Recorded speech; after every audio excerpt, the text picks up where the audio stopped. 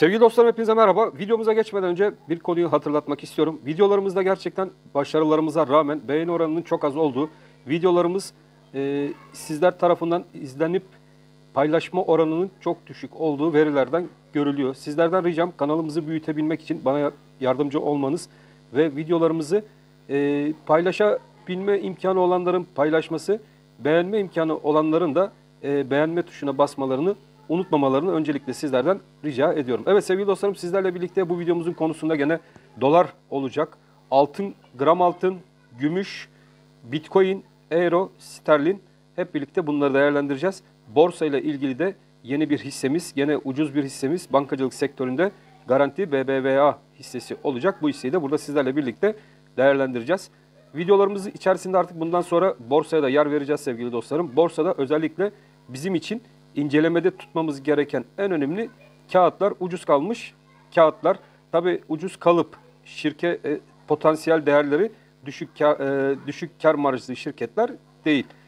Şirket karlılık oranları yüksek fakat hisse değer oranının altında değeri olan ucuz hisseleri bulup burada sizlerle birlikte paylaşıyoruz ki ilerleyen günler içerisinde eğer ki borsada bir geri çekilme durumu olursa da bu kağıtlarda fazla bir geri çekilme olayı beklentimiz olmasın. Hem de yukarı yönlü hareketlerde kazanç potansiyelin daha yüksek olabilmesi amacıyla ucuz, karlılık oranı yüksek hisseleri bulup burada paylaşıyoruz. Tabii bunları alıp almamak tamamen sizin kendi inisiyatifinizde arkadaşlar. Buradan bunları al veya sat şeklinde bir yorumda bulunabilmemiz maalesef ki olmaz sevgili dostlarım. Evet, hemen dolar kuruyla başlayalım.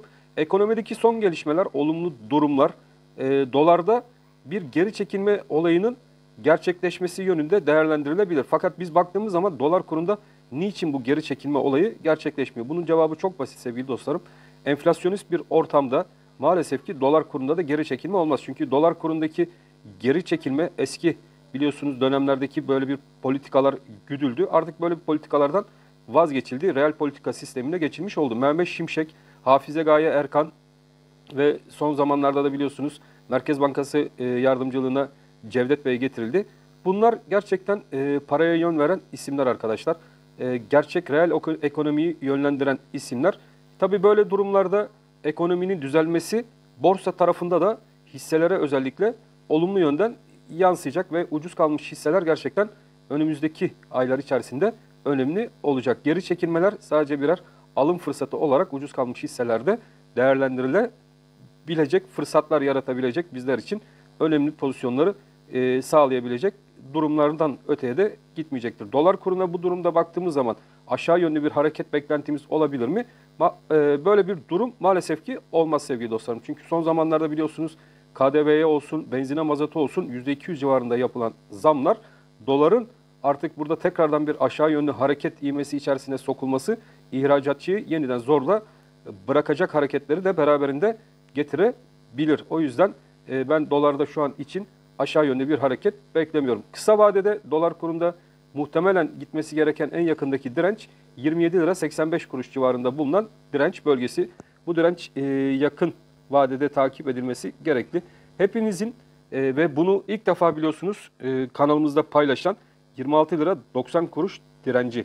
Bu direnç çok önemli olacak dedik. Aylar öncesinden bu direnci verdik ve hiçbir yatırım kuruluşunun benden başka vermediği bu direnç ne kadar önemli olduğunu gördünüz. Bazı kendini bilmezlerin 26.90'da direnç mi var şeklinde yorumlarını da videoların altında devamlı gördük sevgili dostlarım. Ama şimdi bakıldığında 26 lira 90 kuruş seviyesinin dolar kurunda ne kadar önemli olduğu, Merkez Bankası için ne kadar önemli bir seviye olduğunu buradan görüyoruz. Tabii dolardaki bu ivmelenme arkadaşlar 22 lira 73 kuruş seviyesinin kırılıp aylık kapanış gelmesiyle birlikte Merkez Bankası maalesef ki bunu kaybetmiş durumda. Çünkü buradan sonra artık bu seviyelerin ana hedef bölgesi 36 liralar seviyesine doğru gidecek bir maalesef ki dolar kurunu beraberinde getirecektir. Tabii bu kısa vadede hükümet tarafından bu seviyelere dolar kuru getirilmek istenir mi? Önümüzde bir yerel seçim dönemi var. Bu yerel seçim dönemine de 36 liralık bir dolar kuruyla gitmek istenebilir mi? Tabii piyasalara baktığımız zaman hükümetin genelde uygulamış olduğu politikalar önden yüklemeli kur. Yani önce piyasalara kur yükleniyor. Ardından da dolar kurundaki yukarı yönlü yükselişe izin veriliyor. Mazot ve petrol fiyatlarındaki önemli ayrıntı da zaten burada gizli sevgili dostlarım. Mazot biliyorsunuz petrol fiyatları da 35-36 liralarda tutulmaya çalışılıyor. Yani benim öngörüm dolar kurunda 36 liralara doğru yükseliş devam edecek. Tabii bu yükseliş başlamadan önce piyasaları hazırlıyorlar. Piyasadaki enflasyon ortamını hazırlıyorlar. Şirketleri de buna hazırlıyorlar ki bir anlık bir yükseliş içerisindeki dolar kuruyla birlikte piyasalara fazla zarar verilmek istenmiyor. Vatandaş bu durumda nasıl etkileniyor? Maalesef ki vatandaş bu durumdan çok kötü bir şekilde etkileniyor. Bunu hepiniz zaten pazara, manava, alışveriş merkezlerine gittiğinde hissedebiliyorsunuz. Asgari ücretlinin daha maaşını cebine koymadan ücretinin ne kadar eridiğini hepiniz görüyorsunuz. Emekli arkadaşlarımız, vatandaşlarımız, abilerimizin durumu zaten içler açıcı.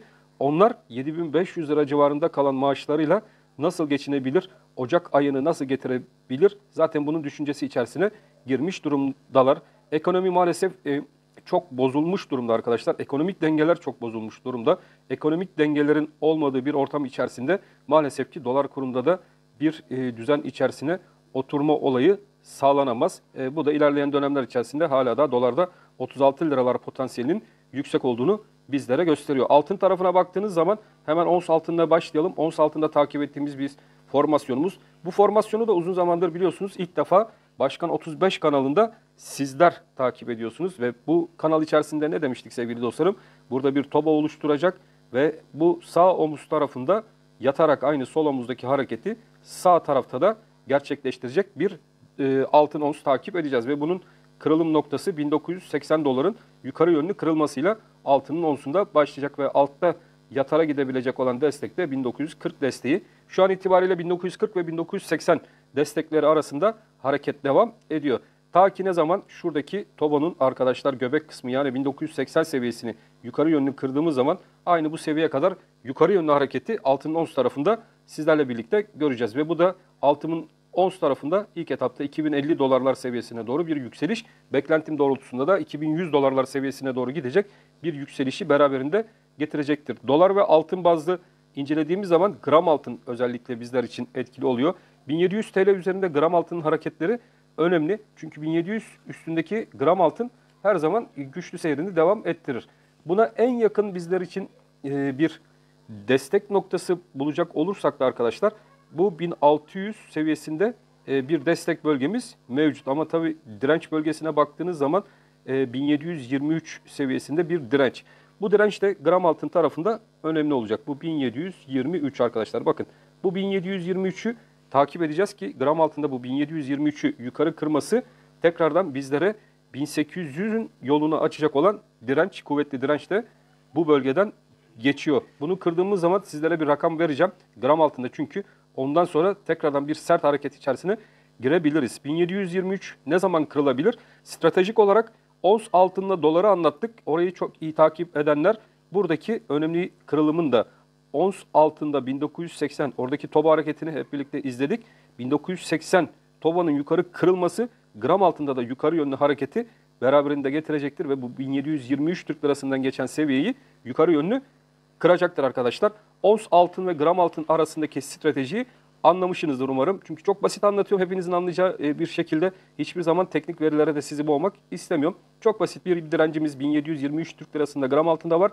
Ons altında 1980 dolarda bir direncimiz var. Ons altın 1980 dolar direncini kırdığı zaman gram altında 1723 direncini yukarı yönlü kırıp 1800 TL'lere doğru hareketini devam ettirecektir. Ve baktığımız zaman da altın tarafının hala da olumlu olduğunu sizlerle birlikte buradan söyleyebilirim. Hemen gümüş tarafına geçelim. Kısa kısa hepsini anlatalım sevgili dostlarım. Sizler de daha iyi bir şekilde buradaki kavramları da anlayabilirsiniz. Şimdi gümüş tarafına baktığımız zaman önemli seviye 25 dolar seviyesi. 25 dolar gümüşün onsunda önemli bir seviye.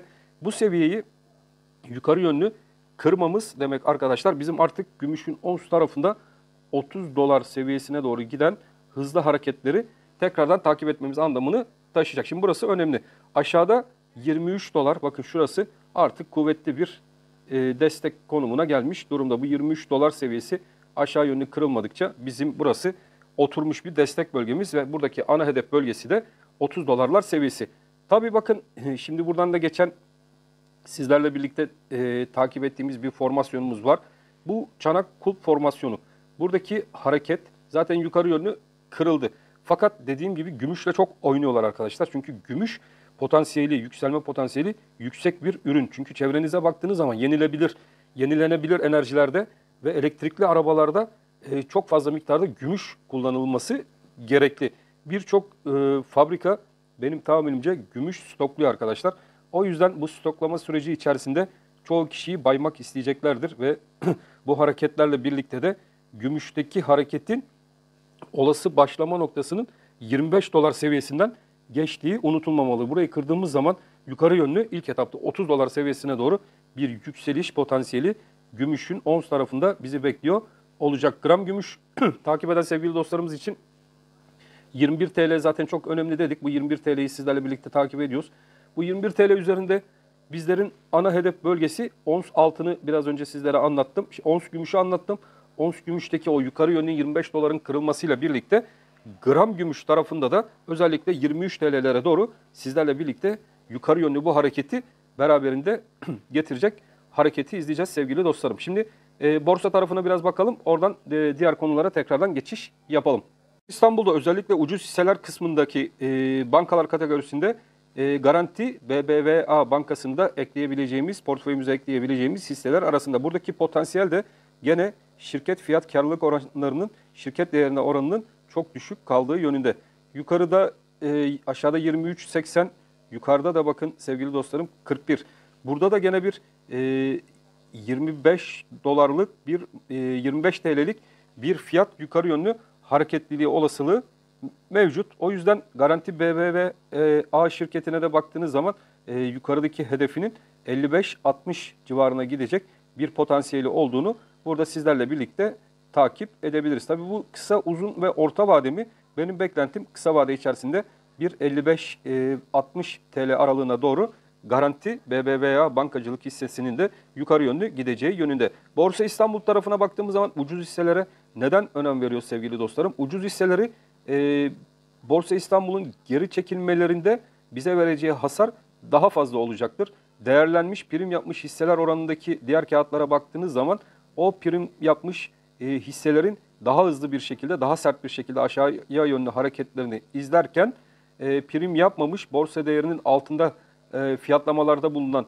kağıtların ise çok fazla düşüşlere sebebiyet vermemesi, bir nebze de olsa kendimizi koruma altına almamız. Peki yükselişlerde nasıl olacak? Evet, yükselişlerde de gene arkadaşlar çok yüksek prim yapmış, değer yapmış hisselerin yukarı yönlü hareketlerinde dönüşleri daha yavaş olacağından prim yapmamış fakat şirket hisse değerleri yüksek olan Garanti BBVA, Yapı Kredi, Akbank, Sabancı Holding gibi kağıtların daha hızlı bir şekilde yukarı yönlü hareketlerini gerçekleştirebilme olasılığının yüksek olmasından kaynaklı olarak bizler ben videolar serimiz içerisinde düşük kalmış hisseleri bulup değerlendiriyorum ve bu düşük kalmış hisseler arasında Garanti BBVA hissesi de göze çarpan hisse olarak değerlendirilebilir diyorum. Bundan sonraki videomuz içerisinde enerji hisseleri üzerinde özellikle yenilenebilir enerji hisseleri üzerindeki şirketleri de değerlendireceğim. Onlarla ilgili de portföyümüze koyabileceğimiz ucuz kalmış şirketleri bulup sizlerle birlikte paylaşacağım. Bugünlük Garanti BBVA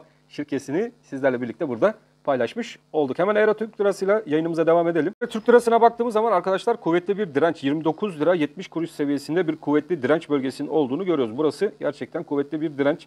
Euro takip eden sevgili dostlarımız 29.70 direncini yakinen takip etmeliler. Aşağıdaki en yakın destek bölgesi de 28 lira 83 kuruş civarından geçen bölge olarak gözüküyor. Şu an için 28.83-29.70 bantları arasındaki hareket devam ediyor. Burası bir bant aralığıdır.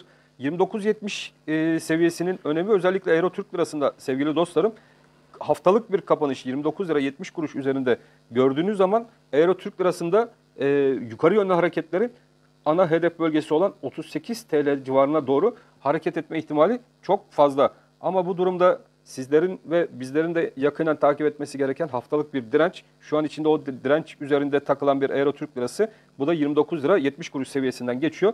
Bu direnci kırdığı zaman Euro'daki hareketlerde de bir rahatlama olayı içerisine gireceğiz. Şimdilik baktığınız zaman potansiyel olarak şuradaki yükseliş ve alçalış kanalı içerisinde hareketlerine devam eden bir Euro Türk Lirası sizlerle birlikte izliyoruz. Ve bu kanalın da alt tarafından geçen en yakın destek 28 lira 80 kuruş civarında bulunan destek bölgesi.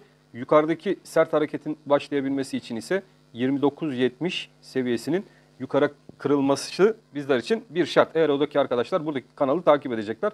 Yukarı yönlü hareket 29.70'in kırılmasıyla 38 TL'ler civarına gidecek bir fiyatlamayı beraberinde getirebilir. Sizler sadece şimdilik buradaki hareketi izlemenizde fayda var diye düşünüyorum. Sterlin tarafına geçelim. Hemen sterlin tarafında önemli hareketler vardı. Orada da gene bir düzeltme süreci içerisinde sterlin izliyoruz. Pound tarafına baktığımız zaman pound'daki hareketler bakın arkadaşlar orada da önemli sayılabilecek gene bir hareket seviyesi içerisinde. 34 liraların üzerinde bir sterlin hareketi bizi nereye doğru götürür?